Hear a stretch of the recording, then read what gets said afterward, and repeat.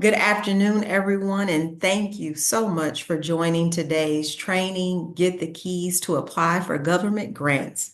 I'm Rebecca Chauncey, a business advisor here at the Illinois Small Business Development Center, or SBDC, at Bill Bronzeville. We're pleased to have you with us.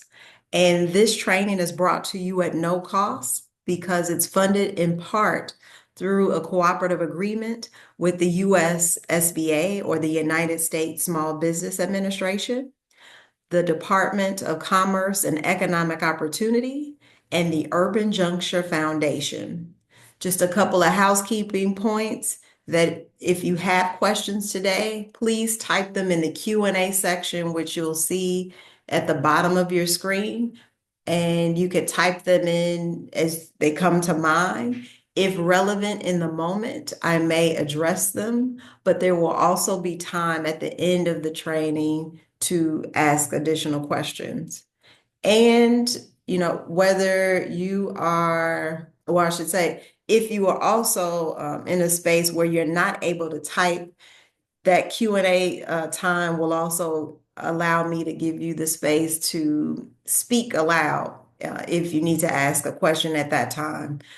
You simply would need to raise your hand and I give you access to ask the question aloud. So without further ado, let's move forward so you can get the keys to apply for, in particular, state government grants.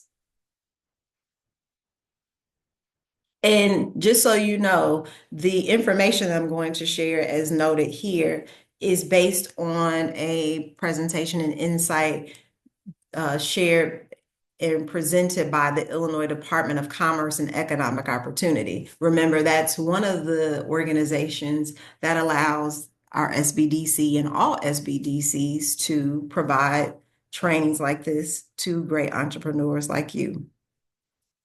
So let's go over what our focus is today. Essentially, we got 4 steps. We're going to review the DCEO grant program. Remember, that's the Department of Commerce and Economic Opportunity. So we're talking about specifically Illinois state grants, and so that you position yourself to be able to apply for them when they're available. You'll learn how to register in the Illinois GATA portal. We'll talk about pre-qualification. We'll discuss the notice of funding opportunity, and then what to expect after a grant award. How wonderful would that be that you receive a grant? So that grants process. First, you have the pre-qualification, the application submission, and review. Essentially, all pre-qualification items must be in good standing. There's a fiscal and administrative assessment. There are application documents that have to be submitted. Then the application is reviewed by a merit review committee, and applicants will receive notice from DCEO.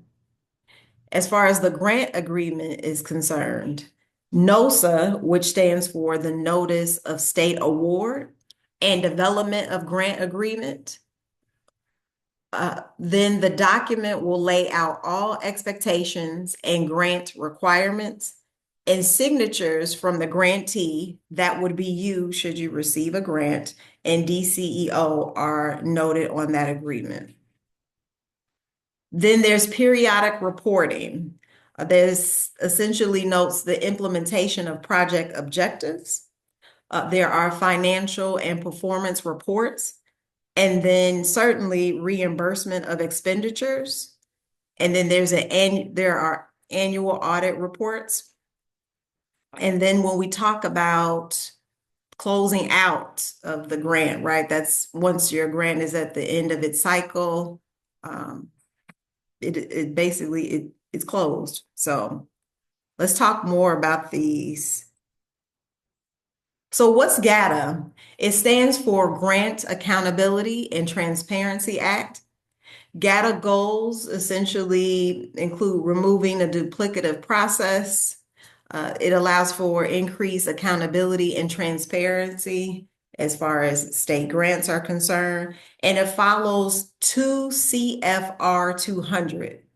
That basically is the primary regulation governing grants and cooperative agreements issued by the U.S. government. So you get started in the GATA grantee portal. By doing that, you will go to grants.illinois.gov/portal, and you'll see what you see in the middle of my screen here, where it will say Illinois Grant Accountability and Transparency Act. Welcome to the GATA grantee portal. And you'll go right to the middle here where you will create an account and follow those steps. Also note that there's a GATA new user guide, which is seen here in that PDF. And yes, this is a good point for me to share. You will receive I will send you the slide deck so then you can click on these clickable links at your convenience. So that GATA new user guide provides step-by-step GATA portal instructions, although we're talking about them now, but the PDF will allow you to read along as you move through the process if needed. It's for new or current portal users. And then you also are welcome to visit the Grant Accountability and Transparency Unit at GOMB, and that website is noted there, gata.illinois.gov. So pre-qualification, this is a must. All of these, as I mentioned earlier, it is important that you are in good standing as far as pre-qualification is concerned. It's required. This helps us to maintain compliance, and you want to maintain compliance in for your business. It helps us to ensure that you meet expectations and you can responsibly manage funds, and certainly it provides effective communication. So a grantee must be in qualified status by the application review date by the state awarding agency. In other words, you'll find that with the grant award opportunities, they come from different state organizations or agencies. And so you just want to make sure that you are in good standing, like it shows here on the right with the pre-qualification information. Everything should be listed like it says there, good for every category noted there. And at the very latest, you want to make sure that's in place before the application, your grant application is reviewed. I would say before you even apply, make sure things are in order. So that pre-qualification in the GATA grantee portal will look like this as far as, first, in this example, this company is not compliant in two ways. First, with the SAM.gov account, their UEI isn't found. So most likely they did not go to SAM.gov and set up an account so that they can get a unique entity identifier. That's what UEI stands for. Also, their Illinois Secretary of State business legal entity isn't found on that website. So most likely they still need to register and actually establish their business in the state by getting either setting up their LLC, for example, or corporation through the Illinois Secretary of State's website. And in the yellow, you see that as it says, items in yellow are being evaluated by the state. Their status could take up to 1 business day. The FEIN, or the Federal Employer ID, that number comes from the IRS. In this case, it's pending. And as you saw on that last slide, you want to make sure everything says good. So let's talk more about that SAM.gov account. You have to have an active registration, and it's validated annually on that site. On SAM.gov, you will be able to receive the UEI, or again, it's the unique entity identifier number, because it's used in the Illinois GATA grantee portal. Your registration on SAM.gov should be set to public. And yes, that means that if you have a home-based business and your address is tied to your home, just be mindful of that. but your business, your account that's on sam.gov must be set to public. And then you'll receive, as I said, UEI, uh, that unique entity identifier, but you need to complete the entire process, which we're going to continue to talk about now. Any questions? If you joined us a little late, remember that, or not remember, let me tell you that you should type any questions you have in the Q&A section, and I will address them if relevant in the moment, but there will also be time for Q&A at the end of the presentation. The federal employer ID, right? That's the FEIN, or sometimes you may hear it referred to as EIN. That's your business entity identification. Basically, as I had a colleague say, it is the social security number for your business, right? And it's used by the federal government. You request that from the IRS at no charge. So if you hear, and I should also make a note, if you get any solicitations or you hear of anyone saying they could set up your sam.gov account for X amount of dollars, know that that is a red flag. You can do it yourself at no cost. Same way, in the same way that you can get your FEIN or EIN through the IRS at no cost. And then the verification is confirmed automatically from sam.gov. That federal excluded parties list, this is certainly a list you don't want to be on. You would be excluded from receiving federal contracts. This is why one would be on the list. There are suspensions and debarments. This is also generated by sam.gov, and it's automatically updated. The Illinois Secretary of State. This is where you ensure that you have a certificate of good standing because it shows that your business entity exists. As I mentioned, the example of an LLC or a corporation. It's allowed to conduct business in Illinois. It shows that you're in compliance with state regulations. And the website is ilsos.gov. This is not needed for governmental entities, but I don't think that would be any of you in the audience because you have for-profit businesses. The Illinois Stop Payment List is another list that you don't want to be on. It shows that the entity has fallen out of compliance. You will view the reason in the portal if you are on this list. For questions, you contact your former grant manager or your cognizant agency. A cognizant agency is a federal agency that acts on behalf of other federal agencies in certain areas such as grants and audits. And for DCEO, you can contact them at that email listed. And then finally, you don't want to be on the Illinois DHFS sanctions list, right? The Department of Human Services sanction list, because it shows that you're not eligible for Medicaid reimbursement. There's an administrative action taken against the entity or the individual, and it notes violation of administrative rules, civil law, or criminal offense. The bottom line is that you don't want to be on that list. Other GATA grantee portal tips, you want to make sure you maintain current and accurate contact list. In the example here, you see organization contacts.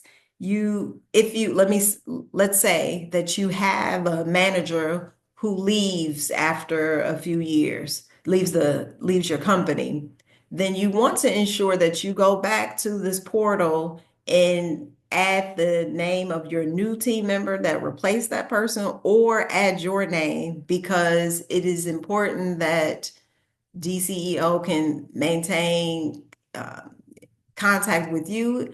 And you also want to ensure that your fiscal year end date is accurate. So when you see a notice of funding opportunity, or it's known as NOFO, it outlines all important details of a program and how to apply. The sections include a program description, funding information, eligibility information, application and submission information, an application review information, award administration information, lots of information, right? The state awarding agency contacts and other information is needed. Other NOFOs, right, or notice of funding opportunities can be found in the CSFA. CSFA is the catalog of state financial assistance. So it basically lists all the financial, it's a resource for information about financial assistance programs. So where do you find those NOFOs? As noted there, you could find them at dceo.illinois.gov/dceo-grants.html. So you will see, as you can see on the screen here, apply for funding, and there are a few examples of DCEO grant opportunities. They change, right? So I encourage clients to check this portal or check these opportunities rather often, because you just never know when an opportunity may be presented and you want to be ready, right? Because you're already going to make sure you're pre-qualified. So whenever the grant opportunity presents itself, you're ready in that respect. And all you need to do is read the details of the opportunity and make sure you have the appropriate information to respond. So in this example, you look at the link to apply for funding. This opportunity, like the example here, has the Illinois Grocery Initiative equipment upgrades, right? And the application deadline is March 25th in 2024 is noted there. You also see more information here, the specific link to that. You are able to note whether there's cost sharing or matching agreements, and the date that it was posted, the application date range, and then application documents, right? And you want to make sure you read these thoroughly to ensure you're very clear about what the application is calling for, to ensure that you truly are eligible for it. And then, you could apply if you're eligible and you meet the requirements. Some other application submission tips. So the NOFO, as I mentioned before, contains all necessary information for an application submission. Most NOFOs have a unique link for application submission, which we saw on that last slide. Remember, do not email application documents. It's a no-no. You want to upload them using the link in the NOFO. If you have questions about that particular opportunity, you want to contact the program contact that's listed on the NOFO. And then if there are technical questions, you send an email to ceo.granthelp@illinois.gov. And remember that there's a hard deadline. If 5 p.m. is the deadline on whatever date, then if you submit it at 5:01, it is officially ineligible. So plan to submit your application at least a day in advance, because that helps you to have time to address any technical difficulties. And then there's a fiscal and administrative internal, controls questionnaire. This must be completed every state fiscal year in the GATA grantee portal. That's again received if you receive this if you actually get the grant, right? And it mitigates risk and builds grantee capacity. It's not meant to be punitive. Post-award agreement requirements, How wonderful again would that be that you actually receive a grant? So with your grant manager, you will provide periodic financial reports as well as a periodic performance report. And then in the GATA grantee portal, There's a consolidated year-end financial statement and audit. Let's talk about those audit types and the submission deadlines. So if you were to receive, and I'm going to focus my conversation on for-profit grantees because those are the kind of businesses SBDCs serve. So during a grantee's fiscal year, so again, if you receive a grant, you will be considered the grantee. If you receive a grant of $1 million or more as a for-profit business, right? It's a program-specific audit, which is done 9 months after your fiscal year end. If your grant is for $500,000 or more, there's a generally accepted governmental auditing standards financial statement audit, and that takes place 6 months after your fiscal year end. Similarly, if you receive a grant of $300,000 or more, there's a general accepted auditing standards financial statement audit that's also done 6 months after your fiscal year end. And then if you receive a grant less than $300,000, you submit an audit report if the audit conducted is due to other requirements, and that would take place 6 months after your fiscal year end. DCEO has a great grantee resource site. Again, that's dceo.illinois.gov/DCEO-grants.html. You can see current grant opportunities there. There's a video and resource library. They also note upcoming grant trainings where you can sign up for training emails and office hours that take place Tuesdays at 2 to 3 p.m. And then there's the grant help desk, which you could simply send an email there. And you can see an example of what's listed on that webpage.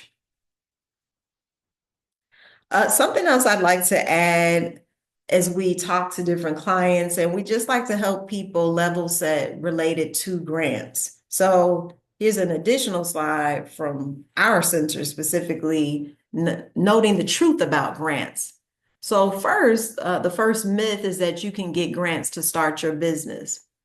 The truth is that startup business grants are practically non-existent. Those that are available are highly competitive, including sweepstakes, right? Or for highly specialized areas, including technology. Typically, entrepreneurs start businesses using earned income that may be from salary from a job, personal savings, funds from loved ones, and or loans. The second myth is that small business development centers, or SBDCs, are part of the SBA and can assist with SBA loans and funding. The truth is that SBDCs are funded in part by the U.S. Small Business Administration, or the SBA, like you heard me say in the beginning of this training, but are not part of the SBA. SBDC advisors can assist in preparing you for loan readiness as you prepare to apply for funding from the SBA or other sources. And then the last myth is that small business development centers, or SBDCs, have grants for business owners. The truth is, SBDCs don't provide business funding. When funding opportunities are available, SBDC advisors inform clients of external opportunities. If clients decide to apply for those opportunities, they can contact SBDC advisors to review the responses to featured grant applications. So just a few myths and truth about grants. And before I extend the call, or for appointments, if you want one-on-one advising sessions, please raise your hand or because I don't see any questions in the Q&A section, but if you're not in a position to type any questions, you can raise your hand and I'll give you space to ask your question aloud. And I'd be more than happy to address it. Okay, just a moment. Uh-oh. Okay. You can, if you would unmute yourself and you can ask your question. Yes, I just wanted to know, are you going to send this out to us? Yes. Because the last time, I don't believe I got the email when you sent for I forgot the one we had on the third, I believe, last month. I don't know, but it Okay. was, Yes. Everyone will receive a recording of today's training. And thank you for your question, I should say first. You will receive a recording of the training. You will receive a slide deck so that you can click on those clickable links. And if for some reason you don't see the email in your inbox, I recommend that you check your spam or junk folders. Depending on your email provider, sometimes that may be why you may not have received the follow-up email for a training. So just remember to, if you don't see an email for this training in your email inbox, your main inbox, please check your spam or junk folders because that message may be there. So I hope that helps. Are there any other questions before we move forward? Okay, just a reminder too. So you're going to get the email with the slide deck and the recording. It will also include a survey. Please share your feedback about today's session and also share any recommendations for future training. We love to provide training that is relevant to clients to help you to excel in business. So your feedback is welcome and we'll do our best to accommodate and create the training to meet your suggestion and needs. Again, if you have not already signed up to be a client with us for a one-on-one advising session, please do so. You can email us, you can visit our website or give us a call. Ultimately, though, let me emphasize that you will need to sign up to become a client online. So on that billbrownsville.com/SBDC webpage, or you can go to the same area where you signed up to become, or not to become, but rather to attend today's training, and you could request to become a client there. It looks like I've addressed all the questions we have. So I thank you all for your time and attention. Continue to have a great day, and here's to applying for and receiving some state grants when they're available and relevant ones for your business. Thank you again. Take care.